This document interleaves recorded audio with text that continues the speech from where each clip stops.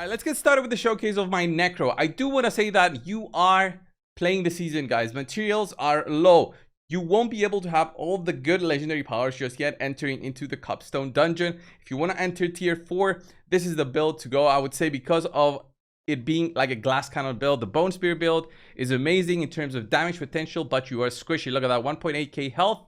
And I have no minions to protect me, be like the blockers there or having the stun from the golem. Although it is useful, you're missing out on some power. But I do want to say that I do like the golem over the other minions. I might do a build later on. With that being said, the gear pieces that I have are a little bit special because I was hunting for good sacred pieces. And if I found one that was extremely special, then I would try and go out of my way to hunt for materials in order to upgrade them to the full potential. All right, you see the 5-star here on the ring, the weapon, and the helmet. I'll explain why I did that, and then we'll go over the specific skills and a little bit on the Paragon, but you don't have that much Paragon going in level 57. Okay, so very low amount of materials, so don't go out of your way getting all the legendary powers, hunting for them, and then applying them on your gear. Basically, the only one you need is going to be on the 2-hand, which is the Bone Spear primary, applying vulnerable and also, you know, piercing and doing more damage. I barely have it there on the lower end of the upgrade, so might as well have it from the codex. So go out of your way, find that power and put it on your weapon if you're comfortable with the weapon that you have. Look at my weapon there. It is not a sword. I do get a life on kill instead of, you know, extra critical damage, but it's fine because of the item power, because I could upgrade it over into the ancestral item range, which is 725 plus. This is why I took it all the way in terms of the upgrades to get as much power as possible. And this is very, very strong. Look at the rolls there. 24% vulnerable. It's on the lower end. Intelligence, core skill damage, and damage to close enemies. These are all wanted stats. I got extremely lucky with that, which is why my damage is on the higher end. Okay, also I have Deathless Visage there on the top, which is what you want from your Necro. But again, this is a 707 rolled over to the ancestral range. This gives me extreme amount of damage compared to, let's say, another Necro at level 57. So if you are somewhere there in level 58, 59, 60, you'll be able to have similar power with less gear. But again, it will be very difficult to get these items specifically, so don't go hunting for just those items before you get started. Just have in mind that I had those for extra power. On my chest piece, I had a little bit of extra physical damage, total armor. I didn't really care about the power there. Just, it was one random power that I found. I thought it was helpful fighting enemies that were coming up to me, because with the Bone Spear build, you have no protection other than being yourself, using Blood Mist. So you do want to have that stun. Maybe it helps you survive or just run away a little bit when there's a lot of enemies. You stun them up and you're not able to kill them, so you run away. Okay, the gloves, look at my gloves. They have lucky hit chance, attack speed, critical strike chance, and chance to slow. No Bone Spear in there. Nothing in terms of primary recovery of my primary resource. No legendary power of worth. So there's a lot of potential there for upgrades for you guys, but I didn't go out of my way to put a good legendary power there, because I know I'll be replacing them almost immediately once I get you know, ancestral gloves, and I don't want to waste my materials. Okay, same thing with the pants. Look at that, potion capacity, willpower, nothing honestly there. Even the power there is for minions, which was my leveling build, was like a minion Bone Spear hybrid that I was using. Nothing special there, nothing at all. And then we have the boots. The best thing on them is honestly the essence cost reduction and the intelligence. The evade charge is okay, but there's like a very short cooldown on it. If you know, you can't spam double evade, right? You have to do evade, and it's like half a second, then another evade. So pretty strong there on the boots. And then the amulet, that's pretty strong because of movement speed, essence cost reduction. Everything else is okay. The armor I imprinted on, which is very strong in terms of helping you survive a little bit. But again, you don't really need the added power. You can do it from the codex, right? So you don't need to hunt for a higher legendary aspect of this version. And then for the ring, I went for extra essence. I imprinted that specifically because I wanted to have that recovery of my essence. I'll go over the hearts in a little bit, but those are in a way very helpful when doing damage with the Bone Spear. So here I had basically some maximum essence, some physical damage, but I didn't go out of my way to upgrade this item. Although it would be low cost, I just didn't bother because I know I'm going to be replacing it very quickly. The ring, this ring, because this would roll over to the ancestral, I did go ahead and roll it all the way to get that over 725 power. Look at that, crit strike damage, vulnerable, crit strike chance, and then damage to crowd control, which is usually through my tendrils that I do it. And then I imprinted the exposed flesh, which we do get from chapter 2 of the season. So have that in mind. And this is the overall, items that I have. In terms of the hearts, you go with what you have in terms of the sockets. I got lucky, and for me, I did use the vicious, this vicious heart that gives me more critical strike damage on my crits. This one that gives me basically a free cast of my bone spear. Look at that.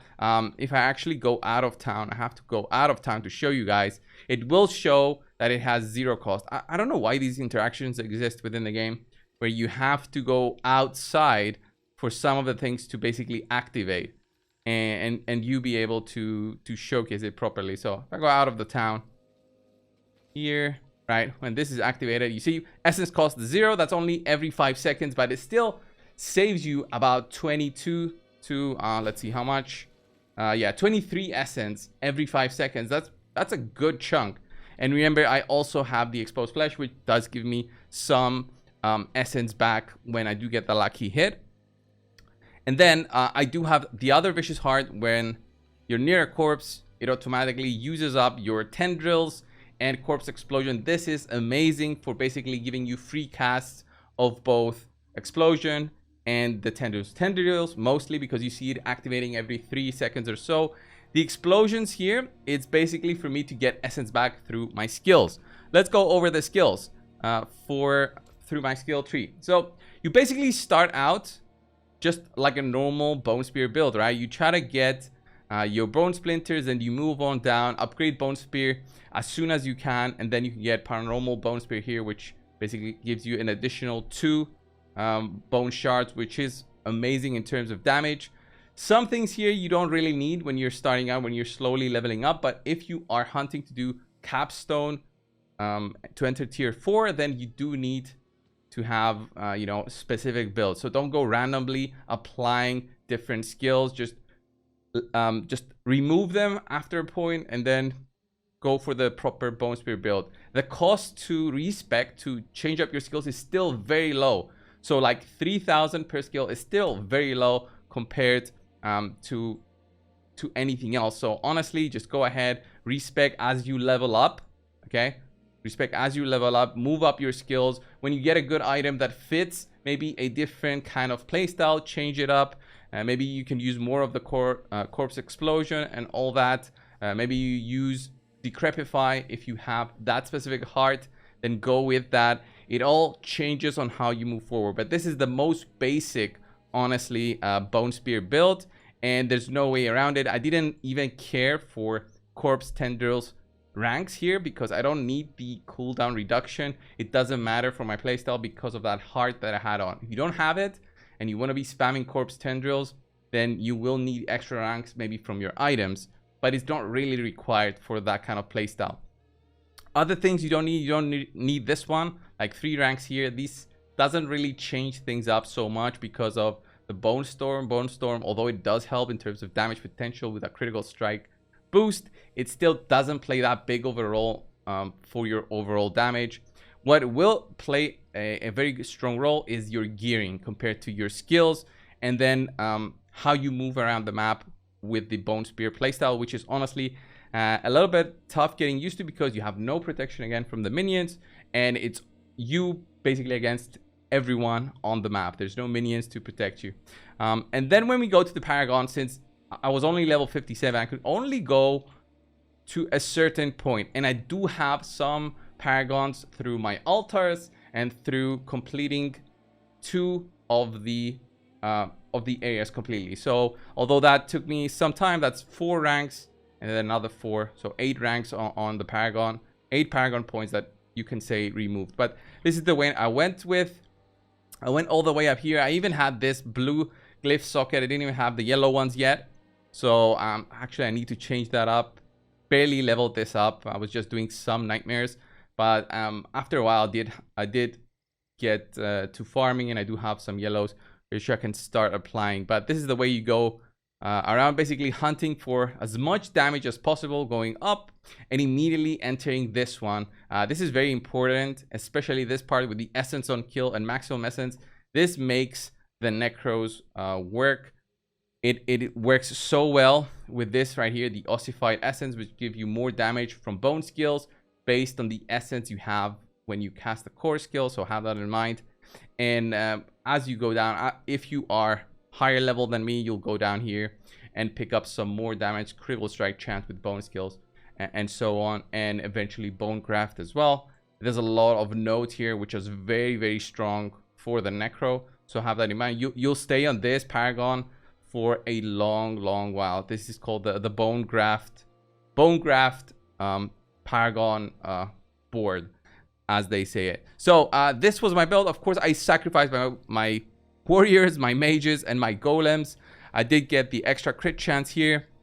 Here I got the extra essence, because remember, it gives you more damage from the ossified essence. And then golems, I got the extra critical strike damage. You don't really need that.